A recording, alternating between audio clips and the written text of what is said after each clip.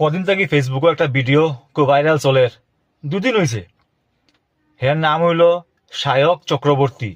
আমরা হেরে সিরিয়ালে দেখছি রানী রাসমণিতে, আর এখন ফেসবুকেও খুব ফেমাস ইনফ্লুয়েন্সার আর কি। তো হে একটা ভিডিও দেখলাম, হে একটা রেস্টুরেন্টও গিয়ে খাইছে কলকাতায়। কলকাতার রেস্টুরেন্টটা খুব ফেমাস, অলি পাব রেস্টুরেন্ট। হ্যাঁ, এটা পাব আর কি।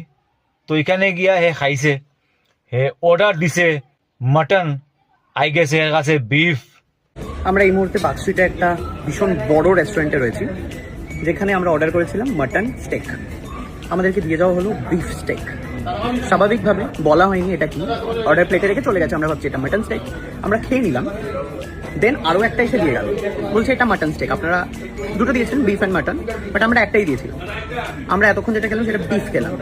এই যে আপনাকে আমি মাটন বলেছিলাম, আপনি বিফটা কি কানে কিভাবে শুনলেন? আপনি বিফ, আমরা খেয়েও নিলাম।